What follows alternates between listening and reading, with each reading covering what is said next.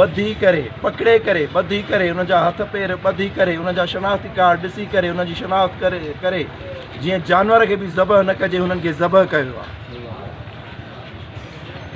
इन वाक़े खे 5 ॾींहं थी विया आहिनि कोटिया में, जंहिं दर्जे हिरारत ते बर्फ़ ॼमंदी आहे उन दर्जे हिरारत ते उन्हनि जा लवाहिकीन उन्हनि जनाज़नि समेत रोडनि ते वेठा आहिनि त हिनमहिल ताईं उन्हनि जो तदारुक न थियो आहे।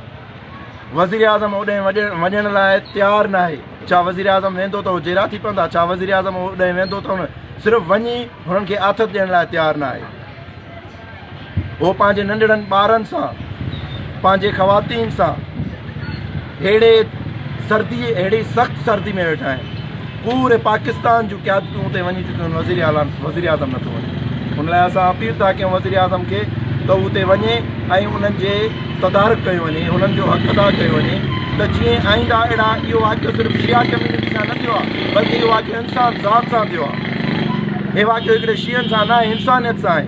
हुन लाइ असां तमामु तर तंज़ीमुनि जे शिया सुन्नी जेके बि तंज़ीमूं आहिनि उन्हनि बल्कि इंसानियत तमामु जेके बि इंसानियत सां तालुक़ु रखनि था उन्हनि खे अपील था कयूं त हू असां सां हिन रेलियुनि में हिननि धरणनि में शरीक थियनि त जीअं इहो वाक़ियो ॿिए कंहिं सां पेश थी न अचे।